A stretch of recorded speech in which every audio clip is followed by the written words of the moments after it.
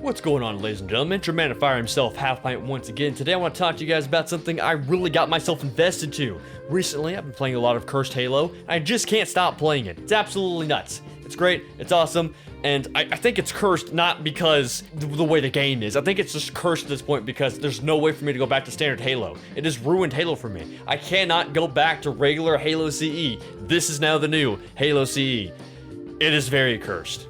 But with that out of the way, what have I been doing? Well, I've been playing this game enough to the point where I decided, hey, what if we go ahead and just use my favorite weapon here so far and only use that for an entire run? Ladies and gentlemen, I present to you guys the Bit Crushed Only Halo Cursed Run. That is a mouthful to say. Absolutely splendid, spectacular, fantastic, had a great time. So, how'd it go? Well, you can also do this for yourself by picking up your own copy of Halo CE if you go to Aniba.com and go ahead and pick up a copy of Halo CE. And while you're there, also use code Halfpint because these guys were awesome enough to sponsor the channel and you can go ahead and get yourself a cheaper game. It is a legitimate key, unlike G2A, and these guys are absolutely awesome for supporting the channel. Help out a small content creator like myself, and go ahead and pick up yourself a copy of the game.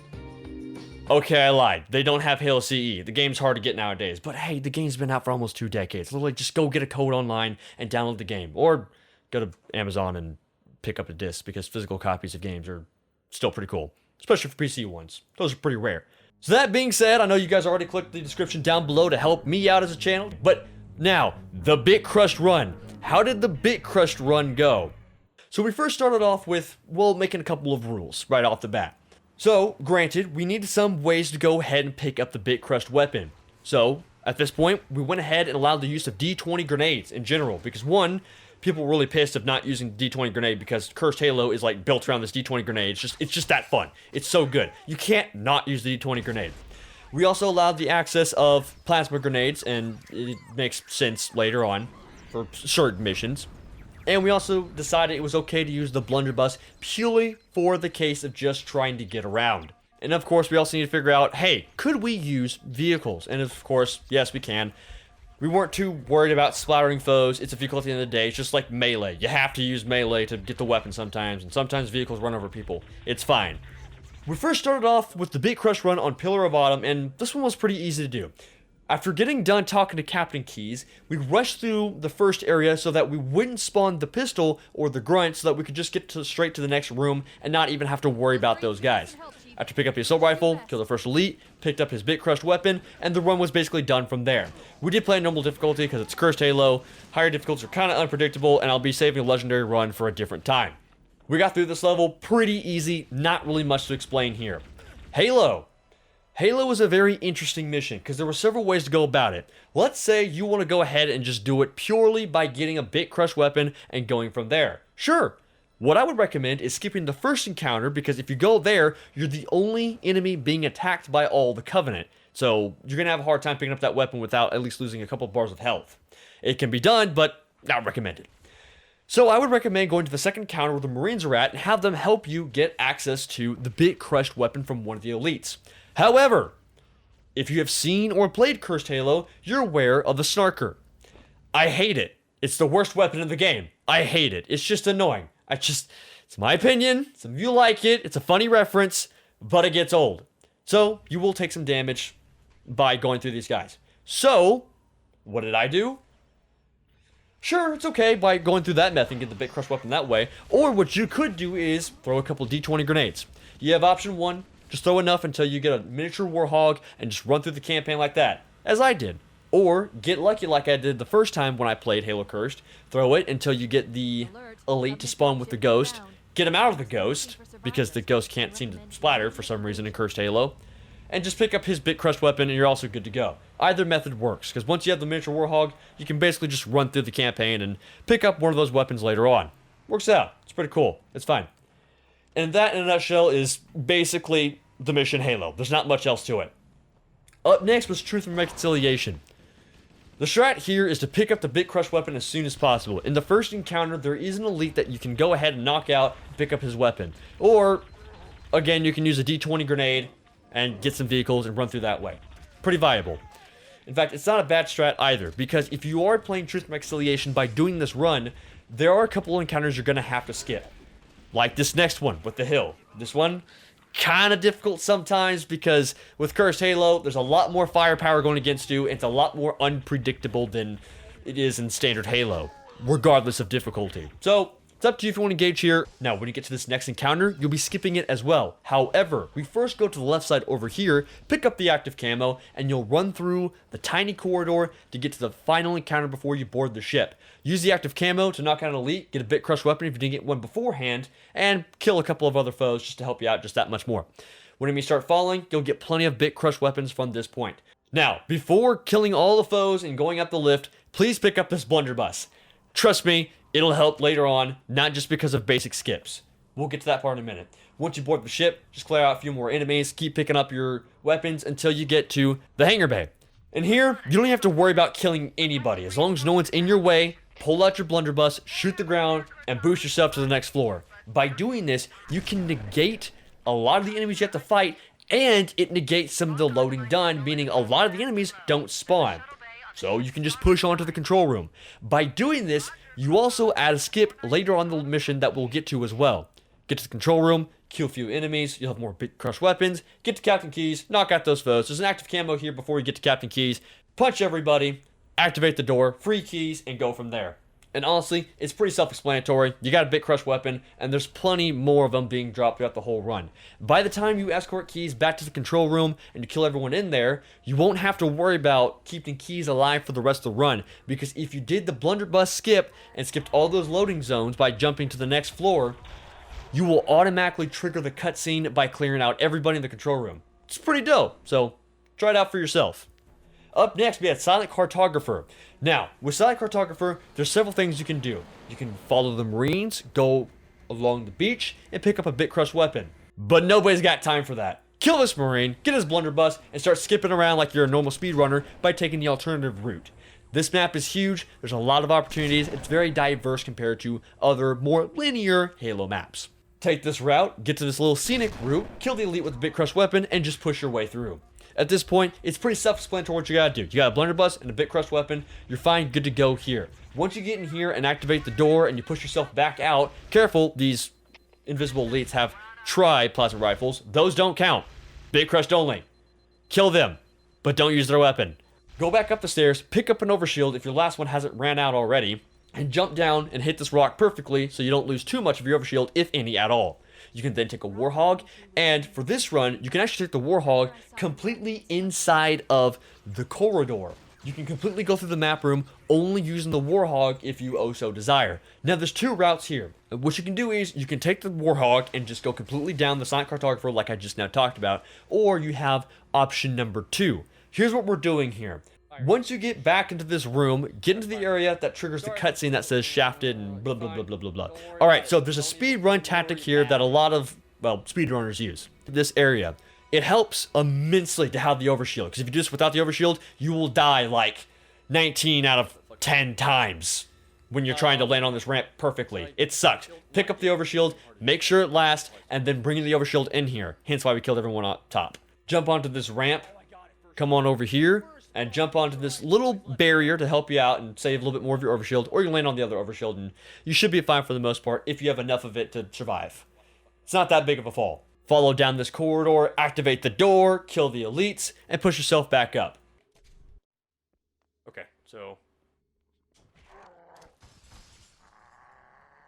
he's fine. Don't worry about him.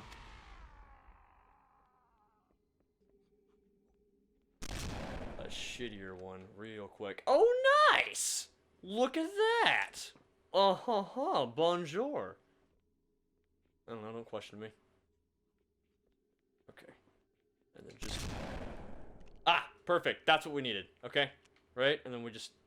you want to go on, like, the edge right here? Look at this shit! Bro! Bro! Up next, we have Sultan in the control room. This one, again, very easy. As soon as the mission starts, 2 elites come out, kill one of them. Oh, shit. Kill one of them, pick up a bit crushed weapon, and just push your way through the entire level. That's it. There are so many bit crushed weapons dropping throughout this level. You are perfectly fine. You really don't need that much of a guide. Again, if you guys want a legendary guide, the bit crushed way of doing this, I can do that as well.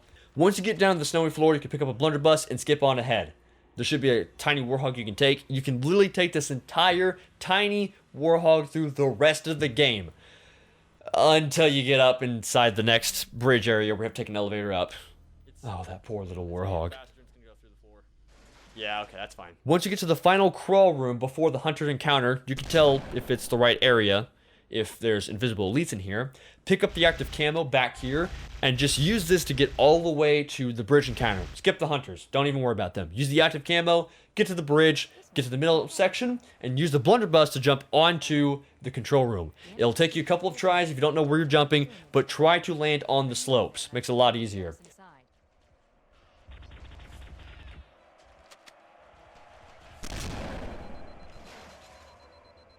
Perfect. Okay. Alright.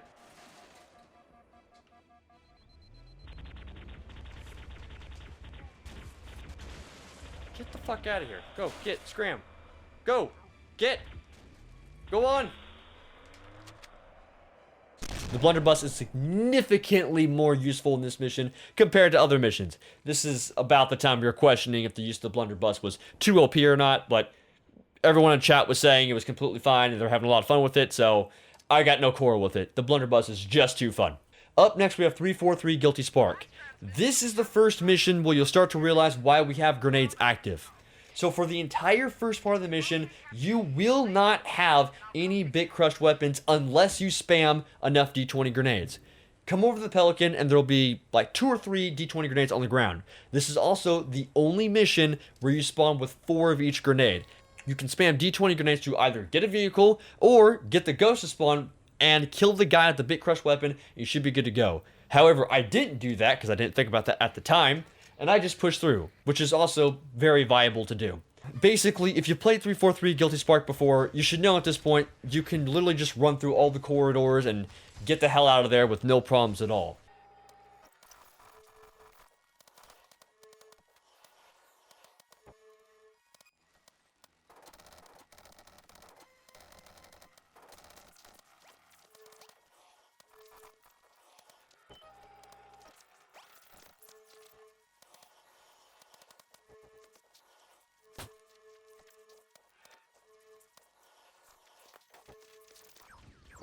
Now the problem comes when you get out of the underbelly of the structure.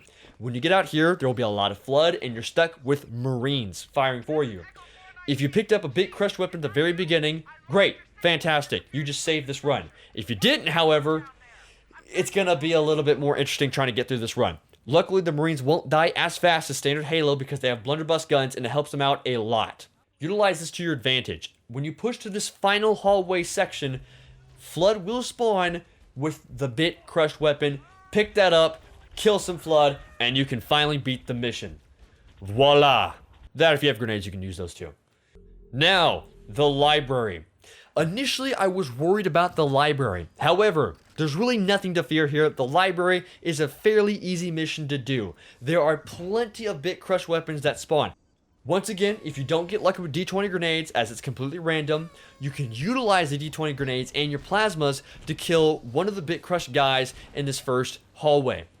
Get to the end of this hallway before you go through the first door, and there should be a flood that spawns with a bit crushed weapon. If there's not, reset checkpoint, try again. It's basically like 90% guaranteed a guy is going to spawn with a bit crushed weapon.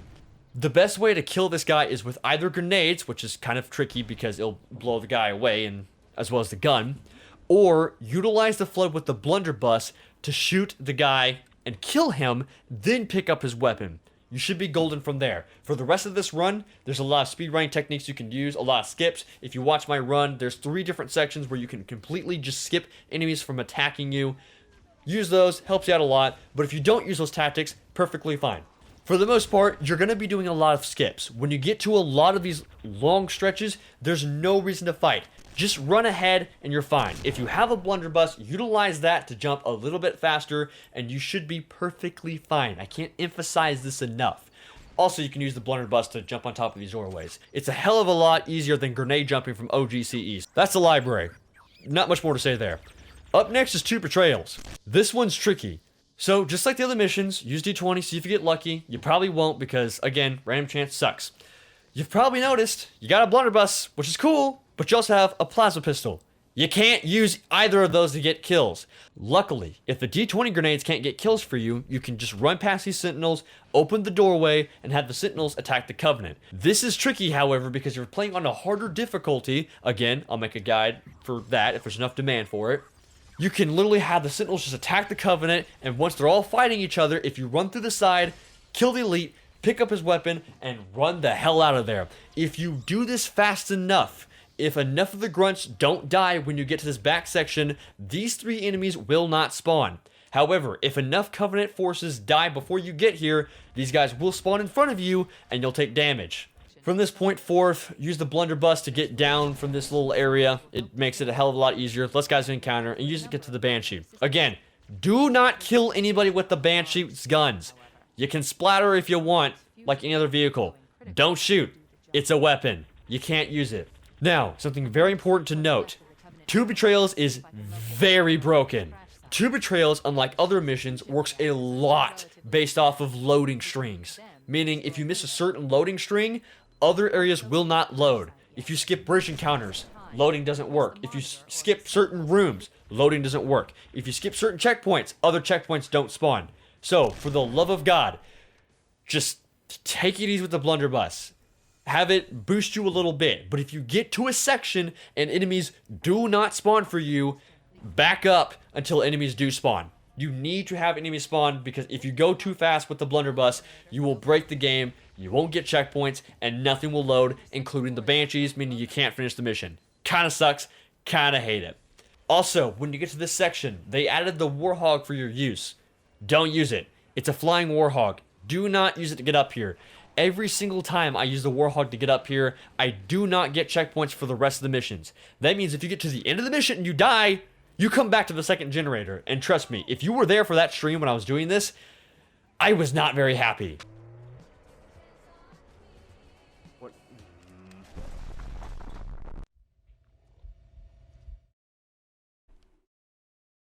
Did you guys see the nuke? Did you guys see the nuke? Ah! Mall, the last mission. This one is hard. Okay.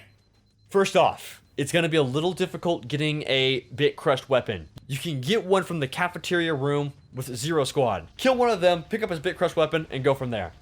What you want to do is you want to ensure you have enough grenades by the time you make it to the final room. Here's the deal.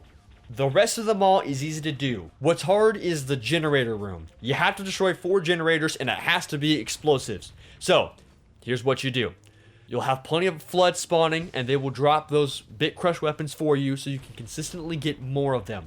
Luckily, Covenant weapons are just OP as hell when it comes to sentinels. For the generators, you gotta use plasma grenades. They're gonna be your best bet. To use the plasma grenades, make sure you jump on the second beam or do it when you're close enough because the plasma grenades, they stop detonation like halfway through the throw. So you have to make sure you're close enough in order for the detonation to work. You can use D20s, but it's not guaranteed to have an explosion. It's a little tricky. Plus, if you get a nuke, it's gonna be a bad day. And that's basically it. You just gotta play it slow, make sure you have enough explosives, which you can get plenty from the flood once again, and you'll get through this just fine. And after that, you have the Warthog run, and you're done. That's it. That's the whole Bit Crushed run. That is how you beat Halo CE using only the Bit Crushed weapon. Overall thoughts on the Bit Crushed weapon? Yes. Oh my god. So I understand the whole point of this mod was Infernal Plus just going crazy and trying to use different things. He just wanted to use different... he wanted to just mess up every weapon in different ways, which was great. However, when I found the Bit Crush weapon, I just absolutely fell in love. If he made a whole mod that was only Bit Crushed weapons and even Bit Crushed models, that would be great. That'd be fantastic. I would download that mod and promote it in an instant. Inferno, if you're watching this, you know what to do because I don't know how to mod. The Bit Crush run was great. If you guys want to see me do a legendary run of it, let me know.